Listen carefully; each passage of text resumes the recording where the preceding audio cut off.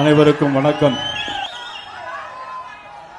பாரதிய ஜனதா கட்சியினுடைய மாவட்ட தலைவர் பிரவீன்குமார் அவர்களே, மாநில இணை பொறுப்பாளர் சுதாகர் அண்ணா, மூத்த அண்ணா சுதாகர் டிஜி அவர்களே, அனைத்து இந்திய அண்ணா திராவிட முன்னேற்ற கழகத்தினுடைய மாவட்ட செயலாளர் எனது அருமை சகோதரர் திருக்கச்சியூர் ஆறுமுகம் அவர்களே, மதுராந்தகம் சட்டமன்ற உறுப்பினர் மரகதம் குமரவேல் அவர்களே, அம்மா பேரவை மாவட்ட செயலர் ஆனூர் பக்தவச்சலம் அவர்களே, மாநில துணைத் தலைவர் குஷ்பு சுந்தர் அவர்களே, இந்த நிகழ்ச்சியில் கலந்து கொண்டிருக்கின்ற எம்எல்ஏ காயத்ரி தேவி அவர்களே, கருப்பு முருகானந்தம் அவர்களே, இளங்கோவன் அவர்களே, ஏழுமலை அவர்களே, பாக்கியராஜ் அவர்களே மற்றும் சம்பத் அவர்களே, எத்திராஜ் அவர்களே, செந்தமிழ் முரசு அவர்களே, செந்தமிழ் அரசு அவர்களே, இந்த நிகழ்ச்சிக்கு வந்துட்டாங்களா? நீங்கள் எல்லோரும் ஆவலோடு எதிர்பார்த்து கொண்டிருக்கின்ற குஷ்பு நடிகர் குஷ்பு அவர்கள் வந்து கொண்டிருக்கிறார்கள் எல்லோரும். மற்றும் பலராமன் அவர்களே, அருண்மோகன் கோதண்டம் அவர்களே, முத்துகிருஷ்ணன் அவர்களே, மலர் மோதன் அவர்களே, பாலாஜி அவர்களே மற்றும் நிகழ்ச்சியில் கலந்து கொண்டு நன்றி சொல்ல இருக்கின்ற நமது அன்புக்குரிய எனது என்றும் பிஜி மோகனராஜா அவர்களே, நமது தொழில்மலை மற்றும் நிகழ்ச்சியில் கலந்து கொண்டிருக்கின்ற தீபா கார்த்திகேயன் உள்ளிட்ட அனைவருக்கும் எனது வணக்கத்தை தெரிவித்துக் கொள்கிறேன். இன்றைக்கு தமிழரின் எழுச்சி பயணமாக இந்த பகுதியில் நடைபெறுகிற இந்த கூட்டத்தில் தலைமை தாங்கிக் கொண்டிருக்கின்ற பிரவீன்குமார் அவர்களுக்கு எனது சிறப்பான முறையில் ஏற்பாடு செய்த பிரவீன்குமார் அவர்களுக்கு எனது மனமார்ந்த நன்றியை நான் தெரிவித்துக் கொள்கிறேன். இந்த மாவட்டம் என்று சொன்னால் இந்த மாவட்டம் என்று சொன்னால் இது ஏரிகளுடைய மாவட்டம். ஒருமுறை வெள்ளத்தில் நிரம்பி தவித்த மதுராந்தகம் ஏரி அணை உடைய போகக்கூடிய நேரத்தில் ஆனால் ராமரும் லட்சுமணன் வந்து அங்கே நின்று ஏரியை காத்ததாக ஒரு ஐதீகம். வாங்க வாங்க வாங்க. இப்ப குஷ்பு வந்திருக்கிறாங்க.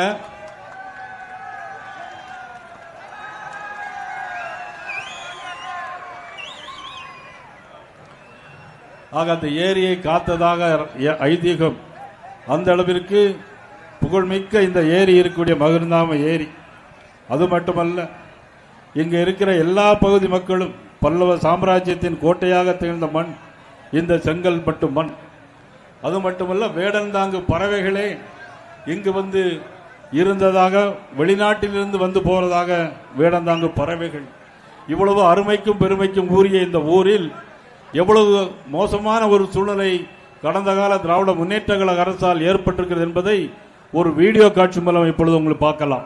ஒரு வீடியோ காட்சி. வரலாறு, கலை, இயற்கை ஆகிய மூன்றையும் ஒருங்கே கொண்ட செங்கல்பட்டு மாவட்டம் இன்று திமுக ஆட்சியாளர்களின் கோர தாண்டவத்தால் சிதைந்து விட்டது. 10,000 கோடி மதிப்பீட்டில் முதலமைச்சரின் நேரடி கண்காணிப்பில் மதுராந்தகம் ஏரி சீரமைக்கப்படும் என்றார்கள். நெல் மூட்டைகள் மழையில் நனைவதை தவிர்க்க சேமிப்பு கிடங்குகள் அமைக்கப்படும் என்றார்கள். இதில் ஒன்றை கூட நிறைவேற்றவில்லை. மதுராந்தகம் அருகே கொள்முதல் நிலையத்தில் அடுக்கி வைக்கப்பட்ட நெல் மூட்டைகள் மழையால் நனைந்து வீணாகி உள்ளன. விவசாயம் மட்டுமில்லை, சுகாதாரத்துறையும் சுக்கு நூறாக சிதறி போய்தான் கிடக்கிறது. செங்கல்பட்டு அரசு மருத்துவமனையில் சுகாதாரமற்ற கழிப்பறையால் நோய் தொற்று ஏற்படும் அபாயம் உள்ளதாக பொதுமக்கள் குற்றம் சாட்டுகின்றனர். செங்கல்பட்டு அரசு மருத்துவமனையில் குழந்தைகள் பிரிவில் மேற்கூரை இடிந்து விழுந்தது. ஆனால் முதல்வரின் வெத்து விளம்பரத்திற்கு மட்டும் அளவில்லை. கல்வியும் மருத்துவம் தான் நம்ம திராவிட மாடல் அரசோட இரு கண்கள் என்று நான் அடிக்கடி சொல்வேன். அது என்ன, நான் ஒரு பாட்டா கூடாது.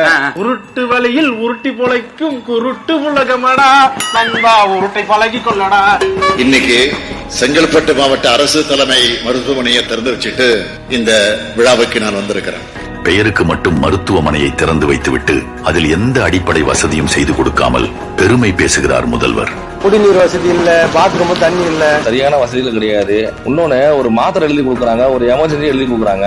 மாத்திரை போய் அந்த பழைய பில்டிங்ல போய் வாங்கிட்டு வாங்குறாங்க. அதை வாங்கிட்டு வந்ததுக்கு அப்புறம் மாத்திரைக்கு இங்க வந்து தண்ணி கூட கிடையாது. இந்த வசதி பில்டிங் கூட புதுசா கட்டி என்ன பிரயோஜனம்?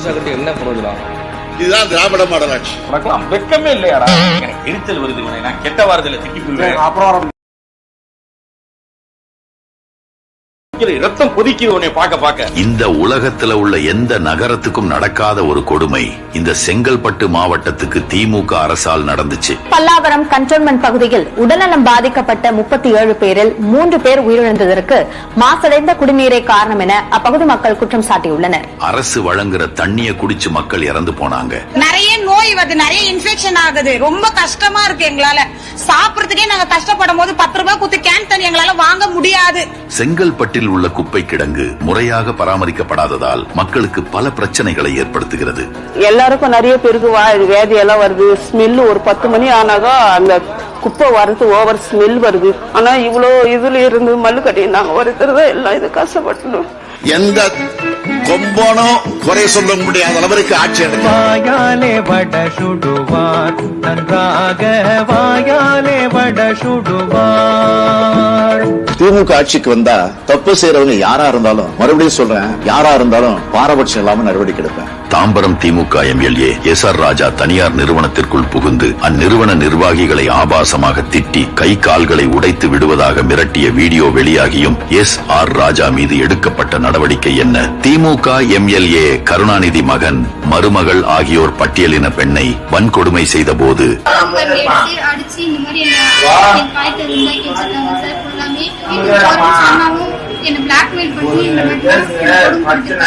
உடனடியாக கைது செய்யாமல் தாமதித்தது ஏன்? செங்கல்பட்டு மாவட்டம் கீரப்பாக்கம் பகுதியில் ஊராட்சி மன்ற தலைவரின் மகன் வெட்டி கொலை செய்யப்பட்டிருக்கிறார். இரட்டை கொலை செங்கல்பட்டு மாவட்டம் மறைமலை நகரை நடுங்க வைத்தது. திமுக அரசு சட்டம் ஒழுங்கையும் காப்பாற்றவில்லை, சமூக நீதியையும் காப்பாற்றவில்லை. மாறாக குற்றம் செய்யும் உடன்பிறப்புகளை மட்டும்தான் காப்பாற்றுகிறார்கள். இதுதான் திமுக ஆட்சி. இப்படி செங்கல்பட்டை உதாசீனப்படுத்தி ஆட்சி நடத்தி வரும் திமுகவை விரட்டி அடித்துவிட்டு செங்கல்பட்டு மாவட்டத்தின் வளர்ச்சியை உறுதி செய்ய தேசிய ஜனநாயக கூட்டணியை ஆதரிப்போம்.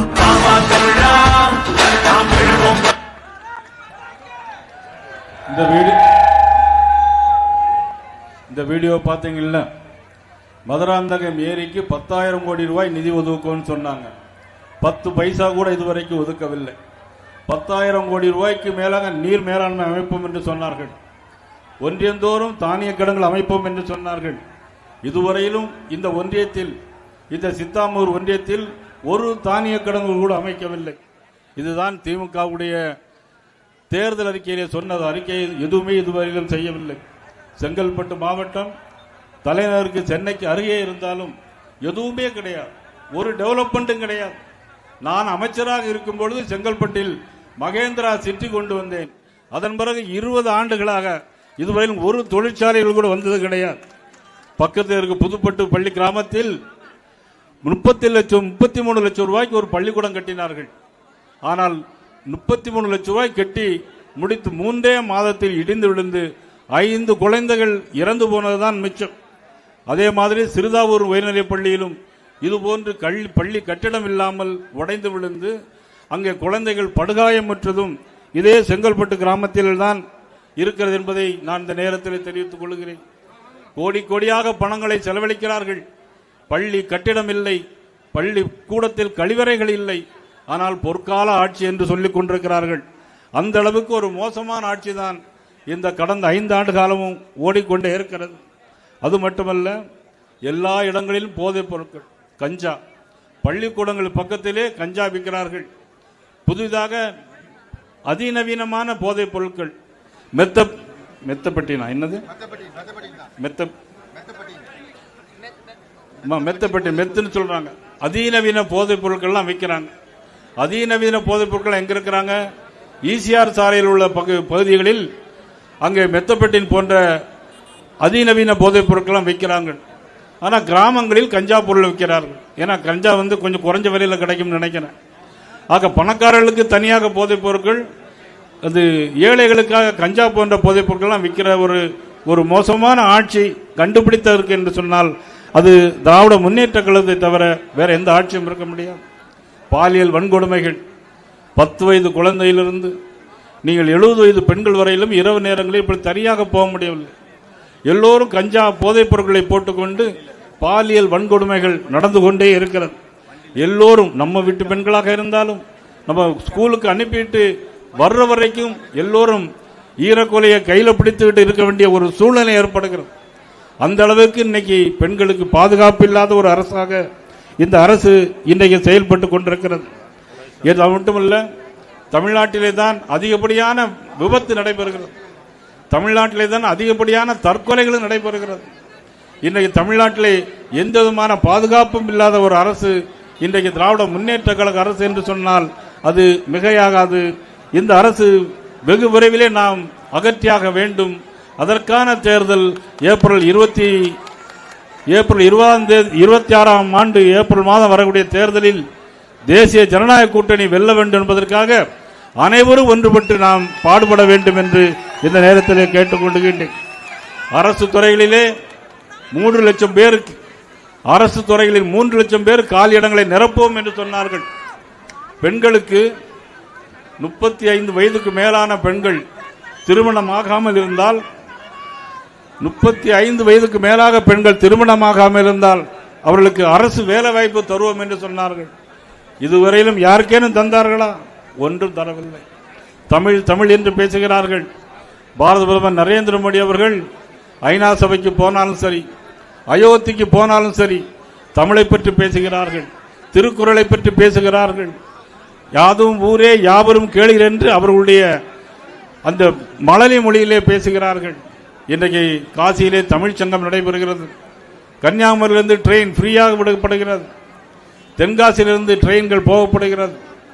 ராமேஸ்வரத்திலிருந்து காசிக்கு ட்ரெயின் போகப்படுகிறது. தமிழின் பெருமை பற்றி பேசுவதற்கு நரேந்திர மோடி அவர்களுக்கு இணையாக யாருமே இல்லை என்பதை இந்த நேரத்தில் நான் தெரிவித்துக் கொள்ள கடமைப்பட்டிருக்கிறேன். திருப்பரங்குன்றத்தில் தீபம் ஏற்ற முடியவில்லை. கார்த்திகை தீபம் திருப்பரங்குன்றத்தில் ஏற்ற முடியவில்லை. வெகு நாட்களாக கிடப்பிலிருந்த தீர்ப்பை நீதிபதி தீர்ப்பு வழங்கியிருக்கிறார்கள். ஆனால் நீதிபதிக்கே இன்றைக்கு பாதுகாப்பு இல்லாத ஒரு சூழ்நிலை. இன்றைக்கு நீதிபதி சொல்லியிருந்தும் அதை அகற்ற முடியவில்லை. ஆனால் திராவிட முன்னேற்ற கழக அரசு இன்றைக்கு கலைஞர் கருணாநிதிக்கு மெரினா கடற்கரையிலே அவர்களுக்கு இறந்த பிறகு அவர் உடல் அடக்கம் செய்ய வேண்டும் என்று கேட்டபொழுது நீதிமன்ற தீர்ப்புக்கு பிறகு நீதிக்கு தலைவணங்கி அண்ணன் எடப்பாடியார் அவர்கள் அவர் அனுமதி கொடுத்தார்கள், அவர் முதலமைச்சராக இருந்த நேரத்தில். ஆனால் இன்றைக்கு நீதிமன்றத்தை மதிக்கவில்லை. நீதிபதிக்கு பாராளுமன்ற உறுப்பினர்களை கொண்டு இம்ளீச்மெண்ட் செய்வதற்கு இன்றைக்கு அவர்கள் முயற்சி செய்து கொண்டிருக்கிறார்கள். பாராளுமன்றத்திலே உள்துறை அமைச்சர் அமித்ஷா அவர்கள் கடுமையான குரலை விமர்சித்திருக்கிறார்கள். நான் எதற்காக சொல்கிறேன் சொன்னால், இந்த அரசு ஒருதலை பட்சமாக செயல்படுகிறது என்பதை தான் சொல்வதற்காக நான் இதை குறிப்பிடுகிறேன். கள்ளச்சாராயம் எங்கும் பெருக்கெடுத்து ஓடுகிறது. கள்ளச்சாராயத்தை காய்ச்சுபவர்களும் விற்பவர்களும் திமுகவை சேர்ந்தவர்கள். கள்ளக்குறிச்சியில் 65 பேர் கள்ளச்சாராயம் குடி திறந்து போனார்கள். காரணம் திராவிட முன்னேற்ற கழகத்தை சேர்ந்தவர்கள். யாரும் அதற்கு இன்றைக்கு ஆதரவு தெரிவிக்காத வகையில் இன்றைக்கு ஒரு மோசமான அரசு திராவிட முன்னேற்ற கழக அரசு வந்து கொண்டிருக்கிறது. எல்லா பெண்களுக்கும் 1000 ரூபாய் தருவோம் என்று சொன்னார்கள். இன்றைக்கு 50 மாத கால ஆட்சி முடிந்து இருக்கிறது. ஆனால் இப்பொழுதும் 17 லட்சம் பேர் கொடுக்கிறார்கள். ஆனால் நீங்கள் கேட்க வேண்டியது, அந்த 50 ஆண்டுகள் 50 மாதமும் சேர்த்து 50 ரூபாய் தர வேண்டும் என்று கேட்க வேண்டும் என்று உங்களை எல்லாம் இந்த நேரத்தில் கேட்டுக்கொள்கிறேன். ஓல்டு பென்ஷன் தரவில்லை. ஆனால் இன்றைக்கு திராவிட முன்னேற்ற கழக அரசு பயந்து நடுங்கி போய் கொண்டிருக்கிறது. கூட்டணி, தேசிய ஜனநாயக கூட்டணி இன்றைக்கு ஒரு பலமான கூட்டணியாக இருக்கிறது. மாண்புமிகு பாரத நரேந்திர மோடி அவர்களும் அண்ணன் எடப்பாடியார் அவர்களும் சேர்ந்து உருவாக்கிய இந்த கூட்டணி நிச்சயமாக வெல்ல வேண்டும். மெஜாரிட்டியான இடங்களில் வென்று மீண்டும் தமிழகத்தில் ஒரு மக்களாட்சி மலர்வதற்கு நீங்கள் அனைவரும் பாடுபட வேண்டும் என்று இந்த நேரத்தில் உங்களை எல்லாம் அன்போடு கேட்டுக்கொண்டு, நீங்கள் ஆவலோடு எதிர்பார்த்து கொண்டிருக்கிற நமது மதிப்புக்குரிய நடிகை குஷ்பு அவர்கள் இங்கே வந்திருக்கிறார்கள். இப்பொழுது உங்கள் முன்னாலே அவர்கள் பேசுவார்கள்.